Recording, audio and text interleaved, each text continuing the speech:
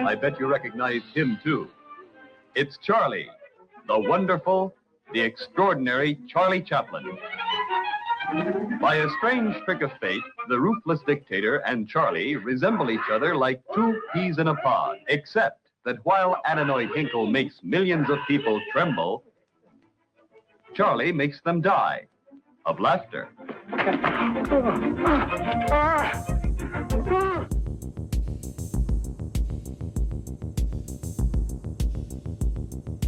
Hey guys, I'm Kevin. I'm Jake.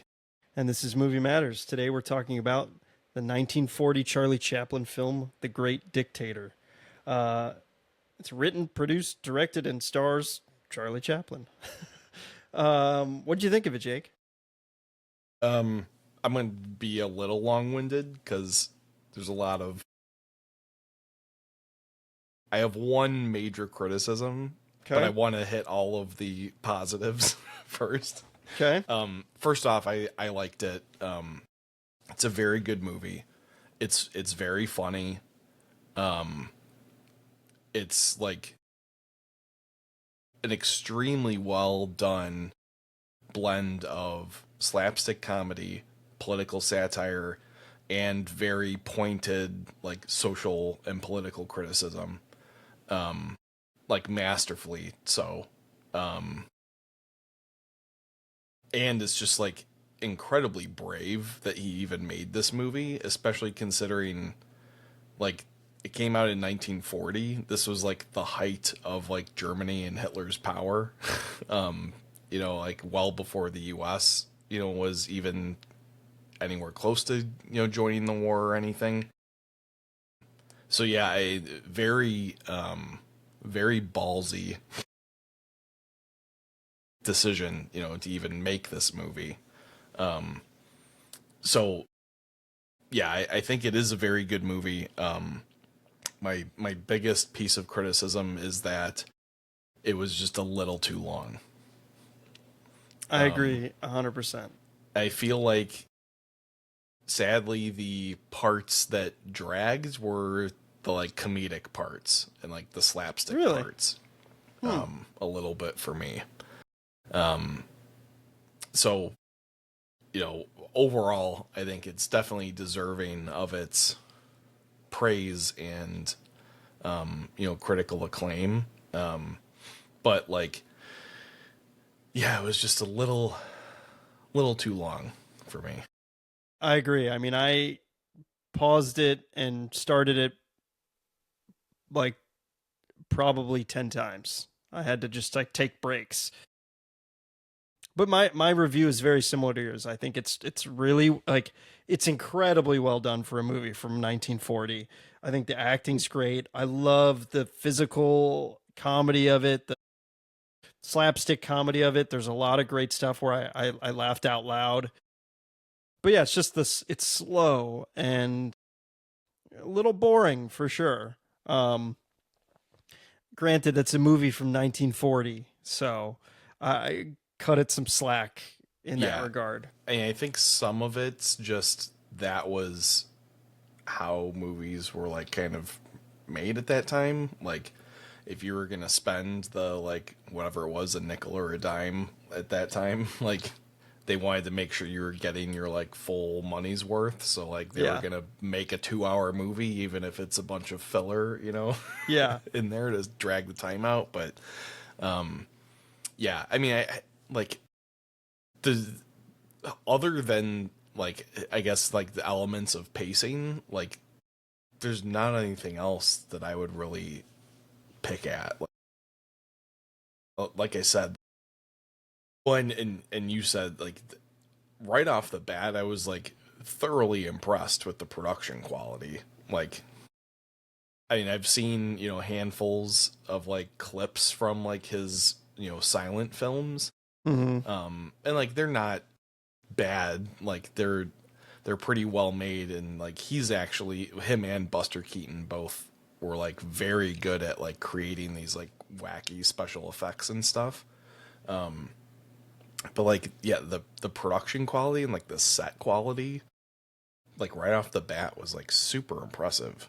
And just like the way, like, the image was like super clear. The sound was awesome. Yeah.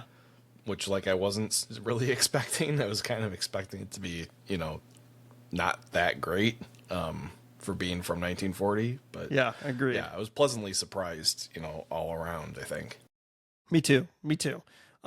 Before we get super into it, I looked up, like, I kind of went through Charlie Chaplin's IMDb page because I was just curious about him, and he is only 5'4", which is kind of funny because he's short in the movie, and I'm like, man, how short is this guy? Yeah. He also had 11 children across 4 wives. Technically, he didn't have children with one of them, but 11 children, and, like, even into his older age. So pretty interesting. And then, you know, he's obviously no longer alive. He died. I read that on March 3rd, 1978, his dead body was stolen from the Corsivervi. I can't say whatever it is. It's a cemetery. His body was stolen from a cemetery. It took until May, so almost 2 months, May 18th, when the police found the dead body. Jeez. Like, that's interesting. Yeah, he also was one of the few artists of his time that had complete control over every aspect of filmmaking, which is really interesting. And that was almost on all of his films. I mean, we know him from like his famous character as the Tramp, which is great. And I think we watched one of his movies in our film class we took in high school. Yeah, I think it's the one where he's like a factory worker, right? I don't recall. It's like he's stuck in that house. It's like that house comedy, like with the ice and stuff and snow. I don't know. Oh, yeah. I forget what that one's called. But yeah, I mean, he would also, like I mentioned for this movie, he'd write, he'd direct, he'd produce, he'd edit, he'd cast and compose the music for his movies. Like, wow, I didn't know he did the music too. That's crazy. Yeah.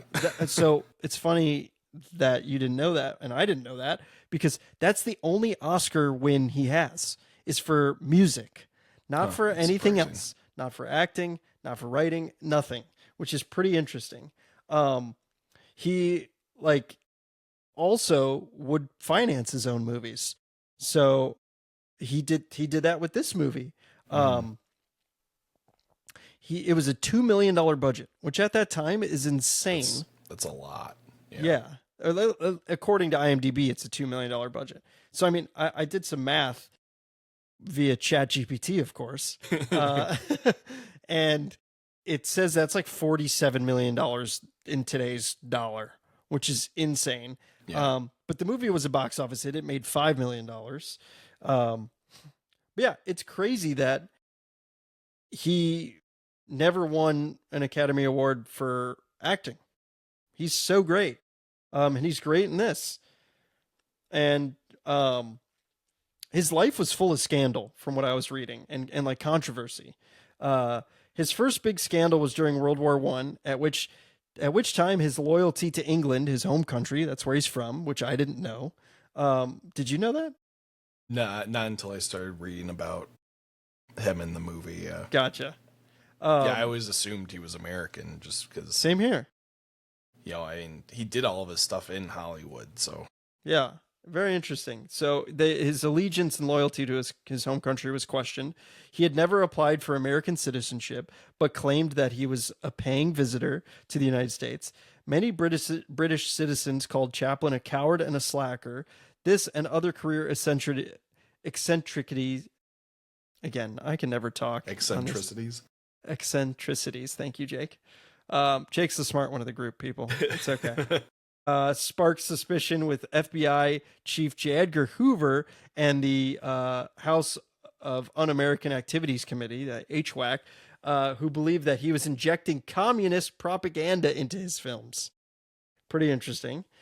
Chaplin's the claims of communist sympathies lasted all the way until like the 50s, I think, against him. Though I don't know how much evidence there like really is of any of that, but yeah, everyone McCarthy got investigated. Like went after him too in the 50s and ended up booting him out of the country permanently.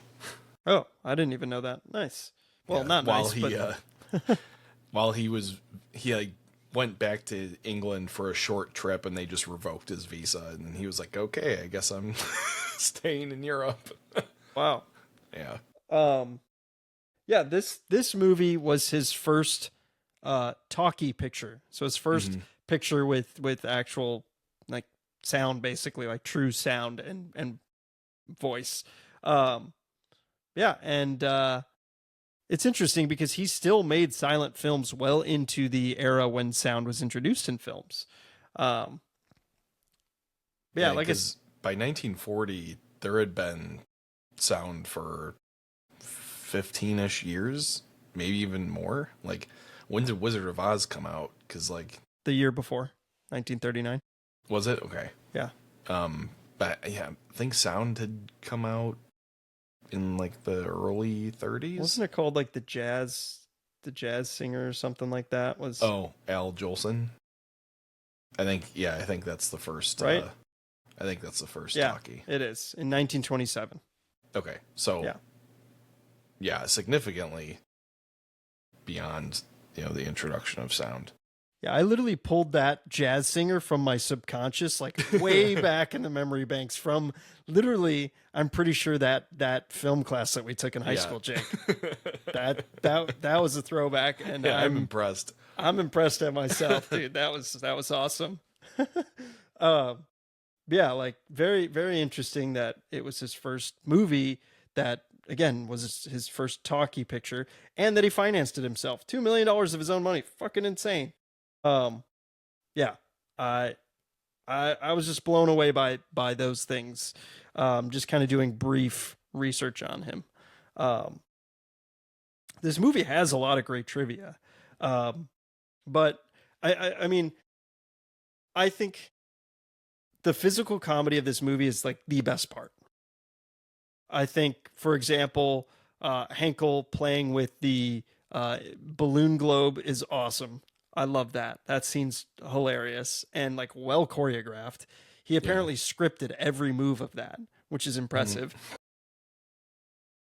He also improvised every single one of his like German, his German language. Like there's so many funny things that he says, like cheese and cracker, like cheesy ravioli. Like he says, like he like implements all these little like real words, like, well, technically it's real words. Real words. I can't say real words. Yeah. Jesus. He injects all these like real phrases and words into his fake improvised German language, which is really funny. Yeah. And it like actually sounds like he's speaking German. I mean, granted, I'm no German speaker, and hopefully it's not too offensive, but it's pretty funny. And I love the physical comedy. Like right off the bat, him as a soldier trying to do the anti-aircraft gun is hilarious. I love that the like big artillery gun, like the cannon, like following him. Yeah, following him is really funny. It's like a firework, and then the explosions are really good in this. Like the special effects are great in this. Like a lot of the backdrops of like they have projection backdrops in a lot of their like sets, and they're great. Like the train, for example, of Nepolini coming in is awesome. The airplane scene was so good. Airplane scene is awesome with the water and like how they show him upside down, then it flips to show them right side up while they're still upside down, and then goes back to actually upside down. Like that was awesome. Like it made the gags like so much better. Like seeing it straight up, but while they're still upside down, like super awesome. Great like film IQ, I think. Yeah, on his for part, sure. For sure, it's so well done. And I love the slapstick aspect of it. And it's Friday. We're recording it on Friday. It's been a long week. So, and I know this is out on Monday, but it's been a long week and I can't talk. I'm sorry. Bear with me, people. yeah, the slapstick in this is great. It's very reminiscent of the Three Stooges, and I'm a huge Three Stooges fan.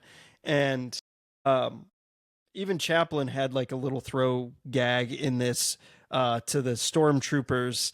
They said like, "Oh, he bit my finger." Like Curly says that, and like there's another line that Mo says that he throws in here. But yeah, I think my favorite part is when they're running away. Him and Commander Schultz are running away, and they're on the rooftop. And before that, they keep giving him a bunch of things to take, all of Schultz like things, and he has like a bucket over his head, or like a box over his head, and he goes out on this like almost catwalk platform perch off the roof, and he takes the box off his head, and he's wobbling, and that whole scene of him wobbling and dropping, "Oh, don't drop my suitcase," drops the suitcase. Yeah. "Oh, don't drop my golf clubs," drops the golf clubs, and then like drops everything. And just like that whole scene is like, how did he film that and do that? It's so good. Yeah. Just that was my favorite part of the entire movie. Mm-hmm. Yeah, that was a good one. I think the airplane was my favorite. It's really good. It was really funny. That's what made me laugh like out loud the most. Nice. Yeah, I just love when like the pilot finally is like, "Oh, we're upside down," and he's like, "I know." He's like dangling by the like the stick. Yep. Yeah. Yeah, it's really funny, the parts that are funny. Yeah. The rest of the movie can drag a little bit, as we said, but Chaplin got the idea when a friend, Alexander Korda, noted that his screen persona and Adolf Hitler looked a lot alike. Chaplin later learned that they were born within a week of each other in real life. He was born on April 16th of 1889, and Hitler was born on 4/20 of 1889. And they're roughly the same height and weight, which I didn't know, and both struggled in poverty until they reached great success in their respective fields. And then when Chaplin learned of Hitler's policies of racial oppression and nationalist aggression, he used their similarities in an inspirational attack on Hitler for this film. So, and it was a little bit ahead of its time, because like, Nazi Germany, like you were saying, wasn't like the radicalism of them wasn't really known to all of the world yet. Yeah, I mean, like, we're going to test my World War II knowledge here, but I think in 1940, they might have just started invading France and we're starting the, like, blitz on the Blitzkrieg. UK. Yeah. Double check me on that, but I'm pretty sure that they had, but it would have been, like, right pretty close as the movie was coming out, maybe. Yeah, the Blitzkrieg, September 7th, 1940. Okay, and this movie came out, I think, a little bit earlier in the year. Checking as well, if I'm remembering right. So yeah, he kind of called the shot. Premiered in October, so literally like like right after, a month after. Yeah. So yeah, I mean, he kind of called the shot with this movie, which is really, really impressive. Yeah. And like, yeah, I had read that in his, or it was either in his autobiography or in an interview later on that, he said that like if he had known the full extent of what was going on in like the Holocaust, he probably would not have made the movie, just because a lot of the jokes are not at the expense of like Jews, but like kind of, or at least that's like the setup, or like the persecution is the setup for a lot of the jokes. But like, most people were not aware of what was going on in Germany in 1939 anyway, so. Yeah. And he also, like, after making this, he, like, realized he should have made the stormtroopers a little less, like, homicidal and not as, like, mean, because it resembled Nazi soldiers, and he didn't want to do that. So it's interesting. Another interesting thing is a guy named Conrad Berkovici sued Chaplin for almost $6.5 million. Insane in 1940, claiming that Chaplin had plagiarized the film from a script that Berkovici had given him. A settlement was reached in 1947 in which Chaplin paid Berkovici $90,000 plus $5,000 in damages, way less than $6.5 million. Yeah. In return, Berkovici acknowledged that Chaplin was the sole author of the film and granted him exclusive rights to the screenplay. So pretty interesting. I mean, and if I think I read that too, and if I remember right, that was like years and years after the movie came out. Seemed like, yeah, since they settled in 1947. Yeah. So yeah, interesting. And like what's funny is I read that Chaplin's half brother had actually starred in an almost identical movie, and that was never mentioned at all. Interesting. I don't know if I read that. I think I may have saw something. But real quick, I did some more quick math. 6.5 million in 1947. That's when it said the settlement was reached. Would have been almost $100 million in today's day. Insane. Yes. Yeah. Especially considering the movie made 5 million. Yeah. Like. Yep. Yeah. But I mean, if his settlement was what, 90,000, I mean that's probably like $1 million today. Yeah, let's see. I'll do another That's one. A pretty decent payday for somebody in 1947.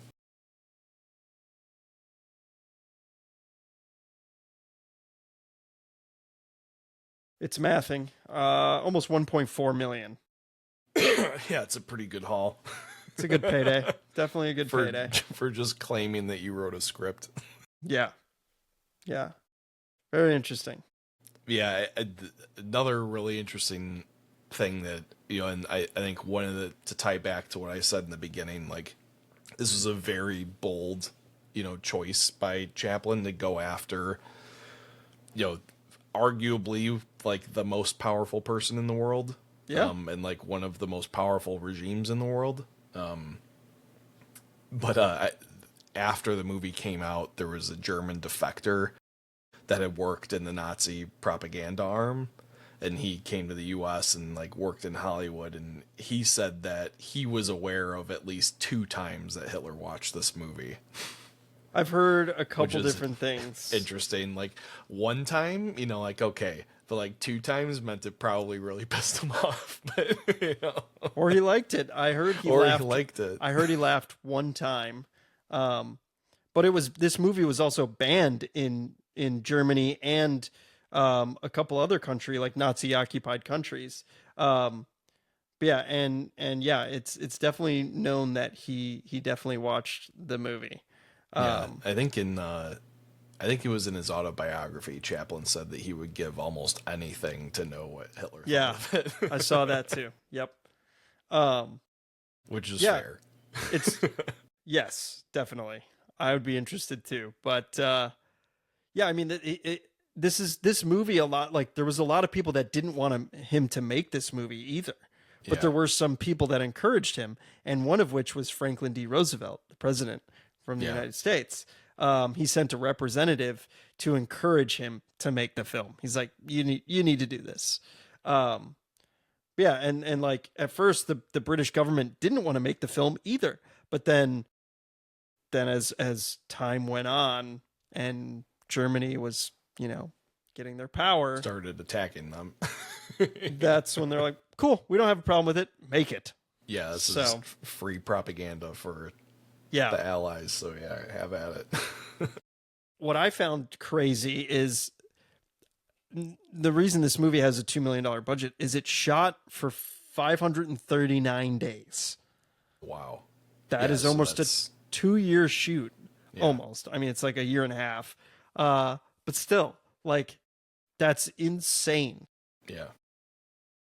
Crazy. And he had been working on this movie for like at least a year before he even started shooting too. Like like trying to put the script together and then like, you know, trying to get everything off the ground and stuff too.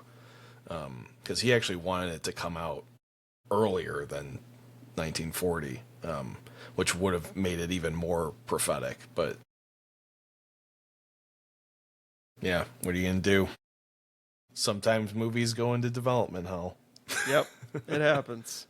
So Chaplin maintained a very, very private, closed set for this movie. Partly out of fear that other filmmakers were going to steal his idea. And then Life magazine actually printed an unauthorized photo of him as Dictator Adenoid Heinkel. Chaplin sued and won. And half of the issues printed for that week were recalled before they could hit newsstands. Pretty interesting. I didn't know that. That would not happen today. No. No. Yeah. Yeah, and so, okay. Remember how we always talk about how you have these wild connections to movies that you randomly pick? Yeah. There is one very minor connection here. Okay, this is kind of interesting. I read in the trivia, so the world premiere of the film was held at 2 packed theaters, the Astor and Capitol in New York, on October 15th, 1940. It was a much-anticipated gala attended by many luminaries, including Alfred E. Smith, James A. Farley, Franklin D. Roosevelt Jr., Fannie Hurst, Charles Lawton. How do we know that name? Oh, we literally he was the barrister, the lawyer. Yeah, yeah, and his wife, Elsa Lanchester. Yeah, who's the nurse? Witness for the prosecution. Yep. Yeah. Pretty interesting that they were there. I mean, they're also pretty famous movie stars, but movie stars, and British. Yeah, and I just thought that was really interesting and kind of funny because, again, like, of course they're there. Yeah. Because we just did Witness for the Prosecution. And that was 17 years later. Yeah. So pretty interesting that is a coincidence, at least for our trivia. Again, we just kind of went through the IMDb top 250 and picked these. This list. No, there wasn't much rhyme or reason besides trying to filter out the few movies that you hadn't seen on that list. So yeah, I was like, yeah, let's see it. I'm always down for a Chaplin movie because, again, reaching back into that subconscious of us watching that movie in that film class in high school, I was like, man, Chaplin's awesome. Yeah, well, what's funny is I actually had this on Blu-ray. Really? That I think I bought in while we were in college. Never had time to watch it or whatever, and then my brother stole it, so I never got to watch it. Really? Interesting. I wonder if he's watched it. He probably has, yeah. Interesting. How did you watch this? What was it on? HBO Max, I think. I searched for it on Apple TV and it came up with on Prime and I had ads on it. Yeah, I had to watch it with ads too. Oh, okay. I'm stuck in an ad subscription on HBO Max. And I don't know how to get rid of them. It's a pain in my butt. I hate to break it to you, Jake, but you got to pay more money. No, I know, but it won't let me. It's annoying. Really? Anyway, yeah. It's probably because you have a. I know this is not relevant, but to our podcast, but it's probably because you have a bundled subscription with another streaming service. HBO. It's because I subscribed through Amazon, and I don't know how to back out of it and then do the ad-free version. So I don't know. I gotta figure it. Interesting. Okay. Yeah. Figure that out, Jake. So if somebody has that same question and problem that I have, there's your answer. Yeah. They're not really an answer, but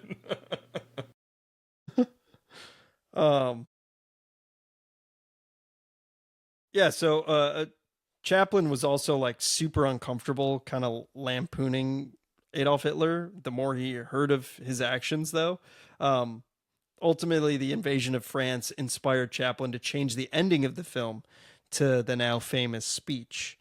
What do you think of the speech at the end because it's famous. It's like, Yeah. No, I was like, you know, vaguely aware that was kind of going to be the end.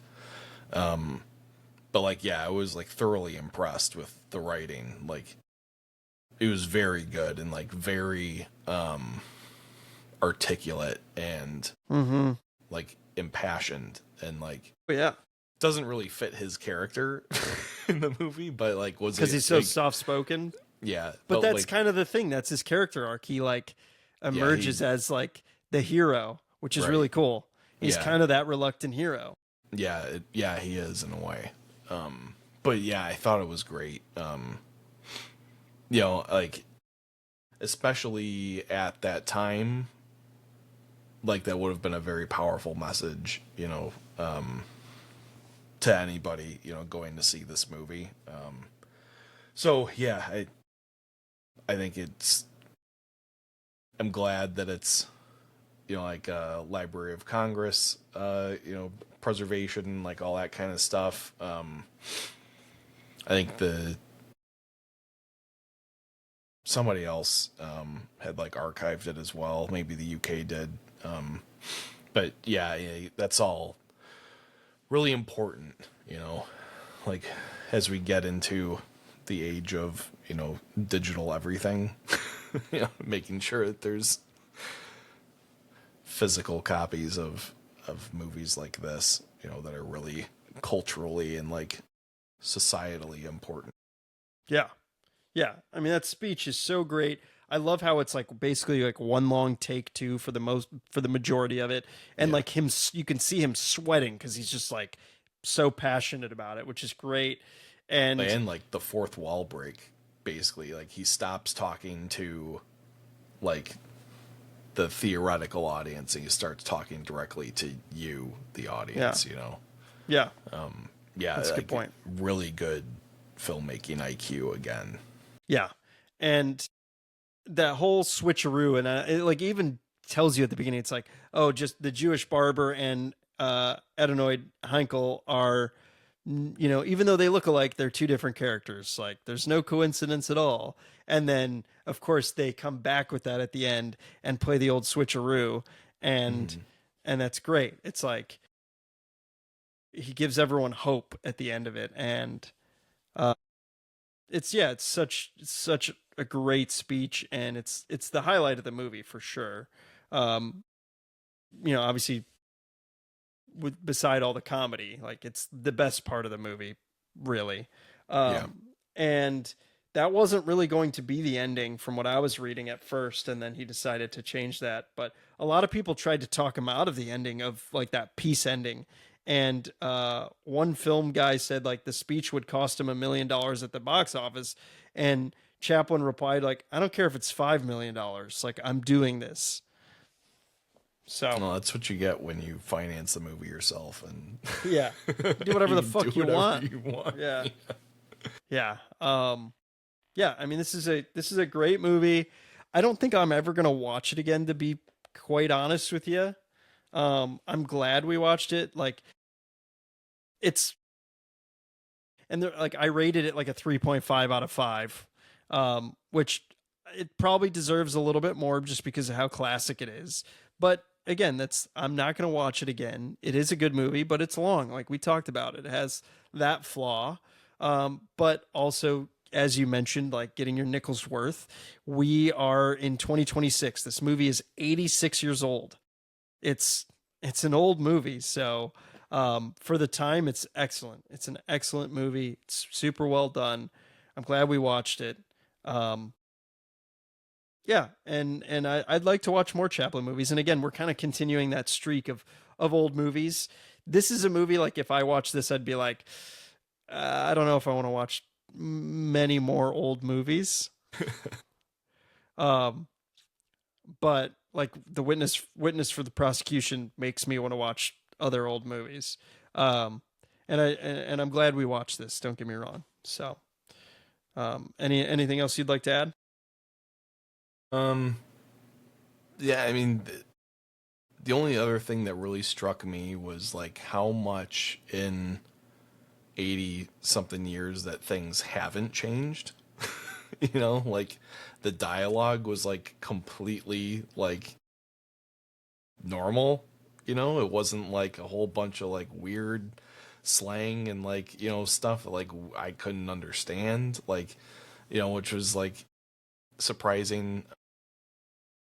Like there's not that like you know, more into like the 50s, you get that like, now look here, see, you know, like kind of stuff, you know, and like I don't, it almost like the dialogue becomes almost like hyper real. Mm-hmm. And it's not, you know, like it doesn't feel natural, or like everything about this movie felt very natural and like timeless, which I thought was really cool. It's a good point. Yeah. Yeah, I'd agree. I mean, that goes to show you the writing is great, and that's Chaplin for you. Chaplin's just, I mean, he's a cinematic genius, to put it lightly, literally. Yeah. Like, well, I think it shows that like how good he was at storytelling without dialogue, because he does use the dialogue to like really good effect in this movie. But like the barber doesn't have very many lines. But like he still conveys everything that needs to be conveyed, and you know, in general there's not a whole lot of like very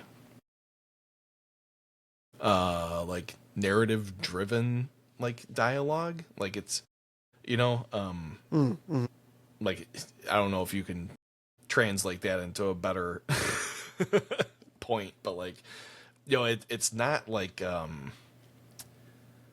it's not written as if somebody was writing their first movie with dialogue, you know. Like yeah, it's just very very well crafted, and it doesn't have a whole bunch of like novelty like nonsense, you know, which for this being his first movie with you know, dialogue, like sound dialogue, like that's an easy trap I feel like you could fall in, you know? Telling instead of showing, basically. Right. And yeah, he does a great job of that. And it's all the gags are just so many great gags in this movie, and I think that just adds to the, as funny as it is, it like adds to the story of like these people make mistakes, you know what I mean? Yeah. Well, yeah, everybody is like humanized in the movie, which is another like really important element of like the political satire, like, you know.